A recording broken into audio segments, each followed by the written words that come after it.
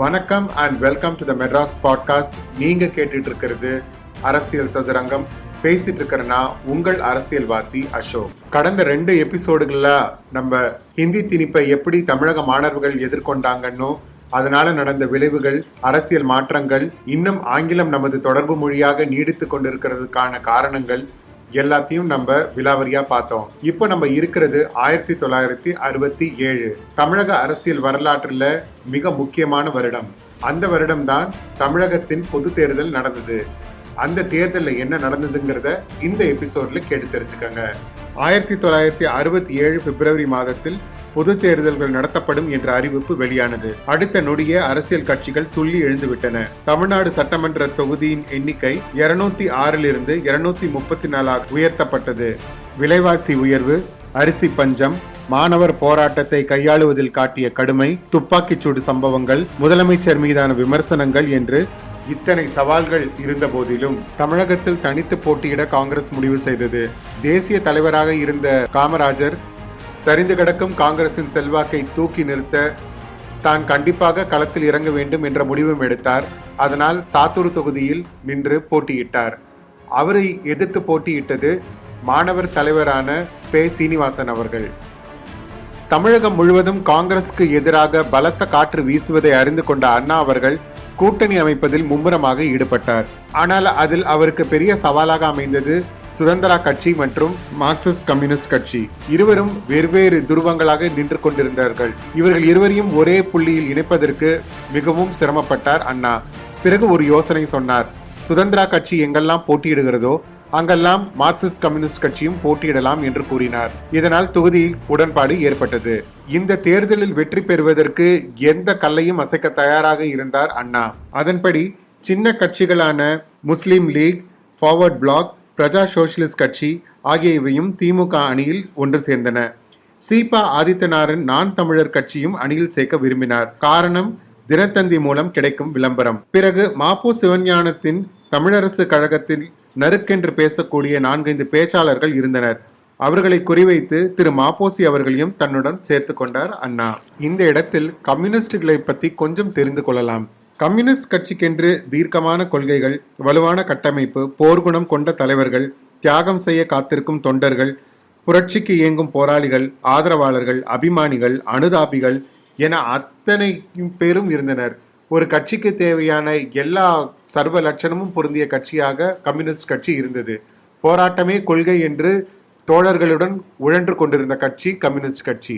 இவ்வளவு செல்வாக்கும், இவ்வளவு படைபலமும், இவ்வளவு ஆட்பலமும் கொண்ட கம்யூனிஸ்ட் கட்சியால் ஏன் சாதிக்க முடியவில்லை என்றால், அவர்கள் தங்கள் சித்தாந்தத்திலேயே குழப்பத்தில் இருந்தனர். இதற்கு காரணம் இந்தியா மீது சீனா தொடுத்த யுத்தம்.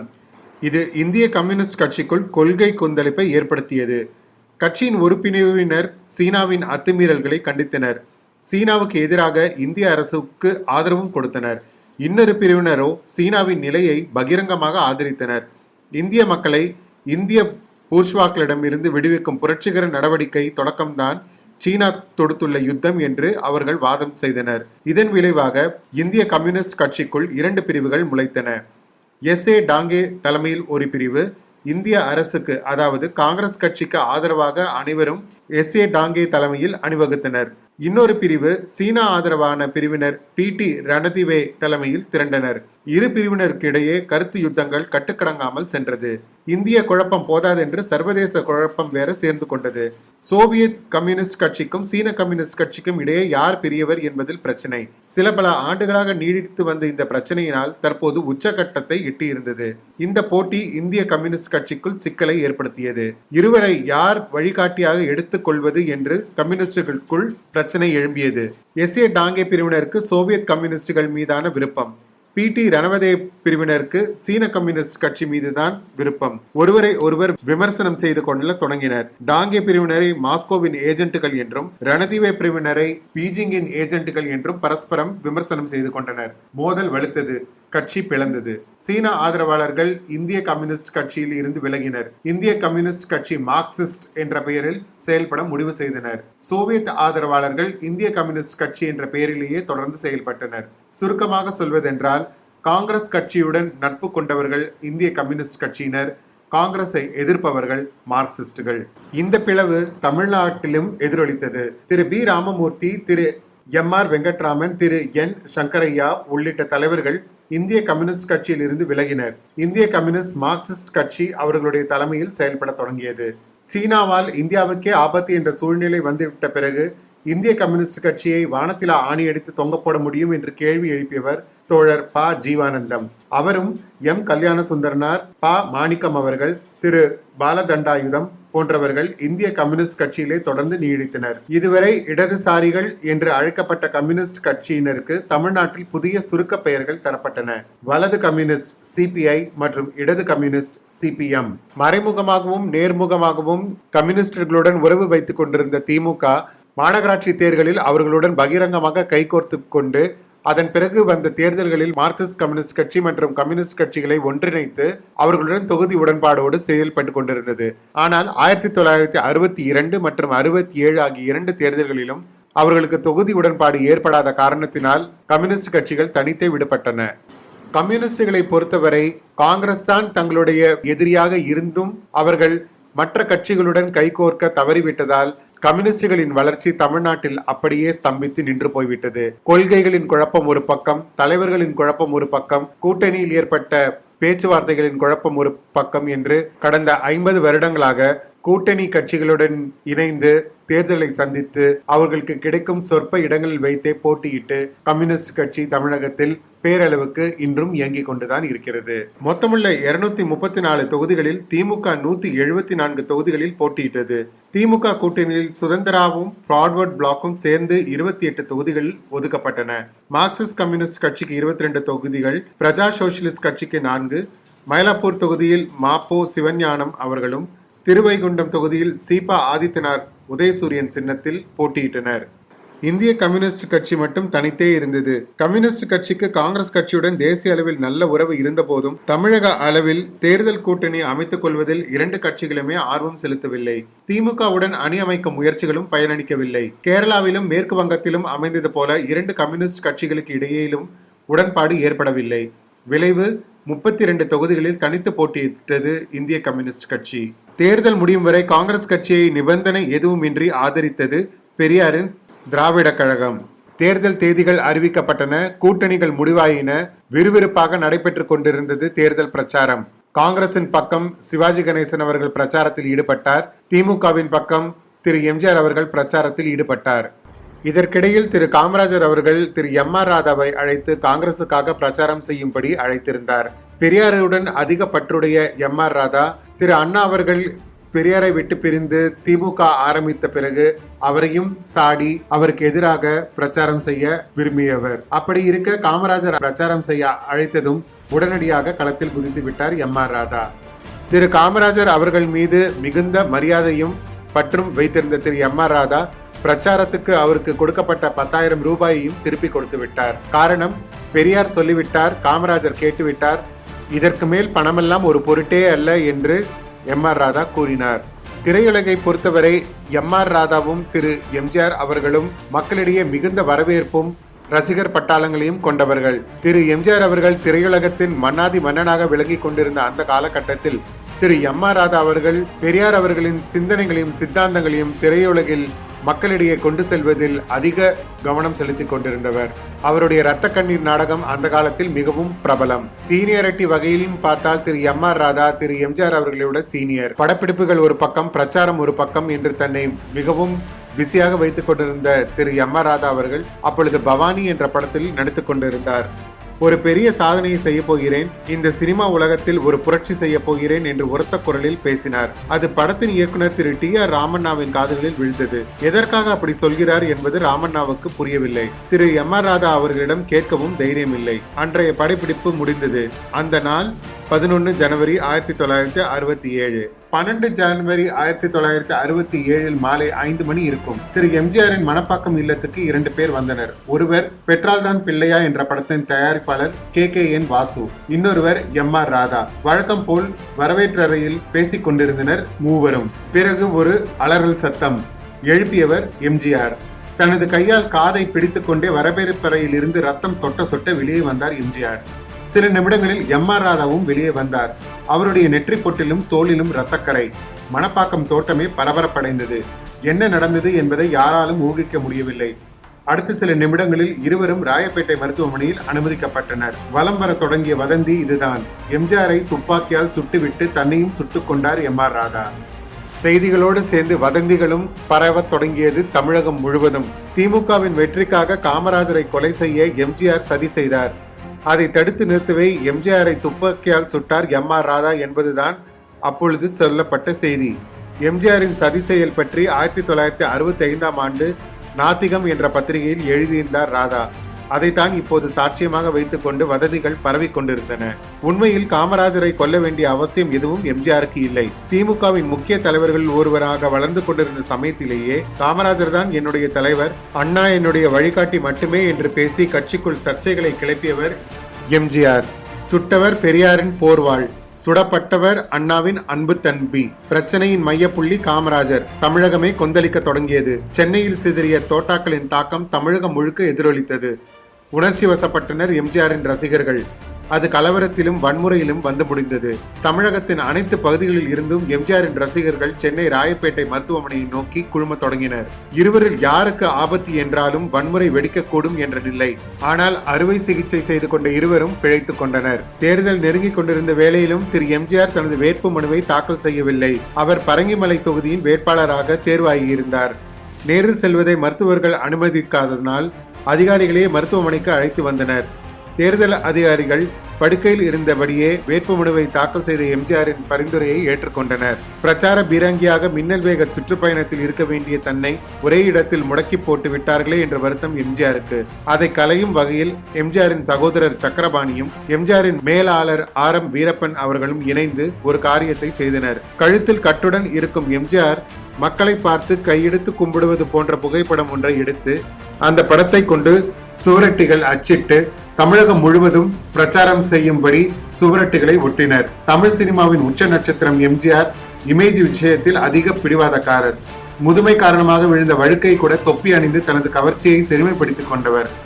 ஆனாலும் திமுகவின் வெற்றிக்காக தன்னால் ஆன அனைத்தையும் செய்ய தயாராக இருந்தார். புகைப்படத்துக்கும் தயாராகி விறுவிறுவென சுவரொட்டிகள் தமிழகம் முழுவதும் அலங்கரிக்க தொடங்கின. எம்ஜிஆர் செல்ல இருந்த இடங்களுக்கெல்லாம் சுவரொட்டிகள் சென்றன. குண்டடிப்பட்ட எம்ஜிஆரின் புகைப்படம் பாமர மக்களின் கண்களை குளமாக்கியது. அது திமுகவுக்கு ஆதரவான அனுதாப அலையாக மாறத் தொடங்கியது. தேர்தல் பிரச்சாரம் அனல் பறந்தது. 8 நொண்டிகளை கொண்ட கூட்டணியை எதிர்த்து படுத்துக்கொண்டே ஜெயிப்பேன் என்றார் காமராஜர். கேலி நிறைந்த பிரச்சாரத்துக்கு ராஜாஜி கூறிய பதில், காமராஜர் படுப்பது நிச்சயம், ஆனால் ஜெயிப்பது சாத்தியமல்ல. சமதர்ம சமுதாயத்தை அமைப்போம் என்று பிரச்சாரம் செய்யும் திமுக எப்படி தனியார் ஆதிக்கத்தை வலியுறுத்தும் சுதந்திரா கட்சியுடன் கூட்டணி வைத்தது என்று கேள்வி எழுப்பியது காங்கிரஸ். பொருந்தாத கொள்கைகளை கொண்ட இவர்களுக்கா உங்கள் ஓட்டு என்று வீதிக்கு வீதி பிரச்சாரம் செய்தது காங்கிரஸ். அத்தனை கேள்விகளுக்கும் எதிர்கேள்விகள் எழுப்பியது திமுக. சோறு போடு என்று கேட்கும் மக்களை பார்த்து எலிகரியை தின்னுங்கள் என்றார்களே, அவர்களுக்கா உங்கள் ஓட்டு என்றது ஒரு சுவரொட்டி. இந்திய போரில் பூவையும் பொட்டையும் அழித்தவர்களுக்கா உங்கள் ஓட்டு என்று கேட்டது இன்னொரு பதாகை.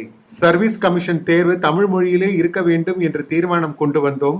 14 மொழிகளையும் மத்திய ஆட்சி மொழியாக ஆக்க வேண்டும். சென்னைக்கு தமிழ்நாடு என்ற பெயர் வைக்க வேண்டும் என்று அடுத்தடுத்து தீர்மானங்கள் கொண்டு வந்தோம். ஆனால் அனைத்துமே தோற்கடிக்கப்பட்டன. இவற்றில் எந்த தீர்மானம் தேவையில்லை என்று சொல்லுங்கள் என்று வாக்காளர்களிடம் கேள்வி எழுப்பியது திமுக. இது போக காமராசர் அண்ணாச்சி, அரிசி விலை என்னாச்சு, பக்தவச்சலம் அண்ணாச்சி, பருப்பு விலை என்னாச்சு போன்ற வாசகங்கள் மக்களிடையே பெரும் வரவேற்பை ஏற்படுத்தியது. அரிசி பஞ்சத்தை குறிவைத்து பேசிய திரு அண்ணா அவர்கள் முதலில் அள்ளி போட்டார்கள் உலையில், பிறகு காங்கிரஸ் ஆட்சியில் அளந்து போட்டார்கள், பிறகு பிடித்து போட்டார்கள், இப்பொழுது எண்ணி போடுகிறார்கள் அரிசியை என்று காங்கிரஸ் அரசின் அரிசி விநியோகத்தை கேலி செய்தார் நாவலர் நெடுஞ்செழியன். நியாயமாக மக்களுக்கு ரூபாய்க்கு 3 படி அரிசி கொடுக்க வேண்டும். அதற்கு காங்கிரஸ் ஆட்சியாளர்கள் சம்மதித்தால் இந்த கணமே திமுக தேர்தல் களத்தில் இருந்து விலகிக் கொள்ளும் என்றார் அண்ணா. உடனடியாக எதிர்வினை ஆற்றினார் காங்கிரஸ் தலைவர் டி. கிருஷ்ணமாச்சாரி. ரூபாய்க்கு 3 படி அரிசியை போடுவது என்பது இயலாத காரியம், வேண்டுமானால் 1 படி போடலாம் என்றார். அப்படி என்றால் இப்பொழுதே ரூபாய்க்கு 1 படி போடலாமே, ஏன் போடவில்லை என்று கேள்வி எழுப்பினார் அண்ணா. அன்றைய தேதியில் ஒரு படி அரிசியின் விலை 1.25 ரூபாய். என்ன பதில் சொல்வது என்று தெரியவில்லை. உங்களால் போட முடியுமா என்று திமுகவை பார்த்து சவால் விட்டனர். அதற்காகவே காத்து கொண்டிருந்த அண்ணா சட்டென்று களத்தில் இறங்கினார். திமுக ஆட்சிக்கு வந்தால் ரூபாய்க்கு 3 படி அரிசி லட்சியம், 1 படி அரிசி நிச்சயம் என்று வாக்குறுதியை அளித்தார். இந்த வாக்குறுதி தமிழகம் முழுவதும் எப்படி பரவியது தெரியுமா? தினத்தந்தி அதிபரும் நாம் தமிழர் இயக்கத்தின் நிறுவனருமான சீபா ஆதித்தனார் அண்ணாவின் வாக்குறுதியை படியரிசி திட்டம் என்ற பெயரில் பட்டி தொட்டி எல்லாம் கொண்டு சேர்க்கும் காரியத்தை கச்சிதமாக செய்து முடித்தார். தினத்தந்தியில் விளம்பரங்கள் தூள் கிளம்பின. ஆதித்தனாரை அணியில் சேர்த்து கொண்டது ஏன் என்று கேள்வி கேட்ட கட்சியின் 2ஆம் கட்ட தலைவர்களுக்கு அண்ணா அளித்த பதில் இதுதான். படியரிசி திட்டம் மக்கள் மனதில் பளிச்சென்று ஒட்டி கொண்டது. 15 பிப்ரவரி அன்று முதல் கட்ட தேர்தல், 21 பிப்ரவரி அன்று 2ஆம் கட்ட தேர்தல். பலத்த எதிர்பார்ப்புகளுக்கு மத்தியில் தேர்தல் முடிவுகள் வெளியாக தொடங்கின. முதல் முடிவு அறிவிக்கப்பட்டது. காங்கிரஸ் கட்சி வேட்பாளர் TN அனந்தநாயகி தோல்வி. அந்த நொடியில் தொடங்கியது காங்கிரசின் சரிவு. பல தொகுதிகளில் திமுக கூட்டணி வேட்பாளர்கள் வெற்றி பெற தொடங்கினர். அவ்வப்போது அதிர்ச்சியூட்டு முடிவுகளும் வந்த வண்ணம் இருந்தது. ஸ்ரீபெரும்புதூர் தொகுதியில் போட்டியிட்ட முதலமைச்சர் பக்தவத்சலம் தோல்வி. அமைச்சர் கக்கன் மேலூர் தொகுதியில் தோல்வி. தமிழ்நாடு காங்கிரஸ் கமிட்டி தலைவர் கிருஷ்ணசுவாமி நாயுடு தோல்வி. சி சுப்பிரமணியம் தோல்வி. R வெங்கட்ராமன் தோல்வி. அனைத்தையும் தூக்கி சாப்பிடும் வகையில் வந்து சேர்ந்தது விருதுநகர் தேர்தல் முடிவு. காங்கிரஸ் தலைவர் காமராஜர் மாணவர் தலைவரான திமுக வேட்பாளர் பே. சீனிவாசனிடம் சுமார் 1200 வாக்குகள் வித்தியாசத்தில் தோல்வியடைந்தார். விருதாச்சலத்தில் போட்டியிட்ட பூவராகனை தவிர அனைத்து காங்கிரஸ் அமைச்சர்களும் தோல்வியடைந்தார்கள். இன்னொரு புறம் திமுக கூட்டணி பெரும்பாலான தொகுதிகளை கைப்பற்றியிருந்தது. தென் சென்னை மக்களவை தொகுதியில் அண்ணா வெற்றி. இங்கே நீங்கள் நினைவு கொள்ள வேண்டும், திரு அண்ணா அவர்கள் அப்பொழுது மக்களவை தொகுதியில் தான் போட்டியிட்டார். சட்டசபை தேர்தலில் நின்று போட்டியிடவில்லை. பிறகு அவர் MLC-யாக தான் தேர்ந்தெடுக்கப்பட்டு தமிழகத்தின் முதல்வராக பதவியேற்றுக் கொண்டார். சைதாப்பேட்டையில் திரு கருணாநிதி அவர்கள் வெற்றி பெற்றார். திருவல்லிக்கேணியில் திரு நெடுஞ்செழியன், பரங்கிமலையில் திரு MGR, ஒரத்த நாட்டில் திரு L கணேசன். திமுக கூட்டணி கட்சி தலைவர்கள் ஆதித்தனார் திருவைகுண்டத்தில் வெற்றி, தியாகராய நகரில் மாப்போசி அவர்கள் வெற்றி, உசிலம்பட்டியில் மூக்கையா தேவர் வெற்றி. பின்னாளில் அமைச்சர்களாக அவதாரம் எடுத்த ஆற்காடு திரு வீராசாமி, வீரபாண்டி திரு ஆறுமுகம், பன்ருட்டி திரு ராமச்சந்திரன், ஆலடி அருணா அவர்கள் போன்றோரும் இந்த தேர்தலில் வெற்றி பெற்றனர். மக்களவை வேட்பாளர்களாக போட்டியிட்ட திரு க அன்பழகன், திரு ரா செழியன், திரு சிட்டிபாபு, திரு நாஞ்சில் மனோகரன், திரு SD சோமசுந்தரம், திரு க ராஜாராம் உள்ளிட்டோர் வெற்றி பெற்றனர். தனித்து போட்டியிட்ட இந்திய கம்யூனிஸ்ட் கட்சிக்கு வெறும் 2 இடங்களே கிடைத்தன. அனைத்து முடிவுகளும் வெளியான போது திமுக 137 இடங்களை கைப்பற்றி ஆட்சியை காங்கிரசிடமிருந்து கைப்பற்றி தமிழகத்தின் முதல்வராக திரு அண்ணா அவர்கள் பதவியேற்றுக் கொண்டார். தென் சென்னை மக்களவை தொகுதியை ராஜினாமா செய்துவிட்டு MLC-யாக தேர்வு செய்யப்பட்ட திரு அண்ணா அவர்கள் 6 மார்ச் 1967 சென்னை ராஜாஜி மண்டபத்தில் திமுக அமைச்சர்களுடன் பதவியேற்றுக் கொண்டார். கடந்த 55 ஆண்டுகளாக காங்கிரஸ் கட்சி மீண்டும் தமிழகத்தில் ஆட்சியை பிடிக்கவில்லை என்பது குறிப்பிடத்தக்கது. தமிழக முதலமைச்சராக பொறுப்பேற்றுக் கொண்டிருந்த அண்ணா சென்னை மாகாணத்தை தமிழ்நாடு என்று பெயர் மாற்றம் செய்ததில் பெரும் பங்காற்றினார். மேலும் சுயமரியாதை திருமணங்களையும் அங்கீகரித்து மசோதாக்களை நிறைவேற்றினார். ஆனால் 3 பிப்ரவரி 1969 அன்று திரு அண்ணா அவர்கள் வயிற்றில் ஏற்பட்ட புற்றுநோய் காரணமாக மரணம் எய்தினார். 17 அத்தியாயங்களாக, அதாவது எபிசோட்களாக நீங்கள் கேட்ட அரசியல் சதுரங்கம் சீசன் 1 இத்துடன் நிறைவு பெறுகிறது. உங்களுடன் நான் கடந்து வந்த இந்த 17 வாரங்கள் எனக்கு மிகுந்த உற்சாகத்தையும் புது அனுபவங்களையும் பல பாராட்டுகளையும் பெற்றுத்தந்தது. உங்கள் அனைவருக்கும் என் மனமார்ந்த நன்றி. சீசன் 2வில் நீங்கள் என்ன கேட்க விரும்புகிறீர்கள் என்பதை என்னுடைய வாட்ஸ்அப் எண்ணில் தெரிவிக்கலாம், அல்லது த மெட்ராஸ் பாட்காஸ்ட் என்ற இன்ஸ்டாகிராம் பக்கத்திலும் நீங்கள் தெரிவிக்கலாம். உங்கள் யோசனைக்காக நான் காத்து கொண்டிருக்கிறேன். அதுவரை நன்றி கலந்த வணக்கங்களுடன் உங்களிடமிருந்து விடை பெறுவது உங்கள் அரசியல்வாதி அசோக். நன்றி, வணக்கம்.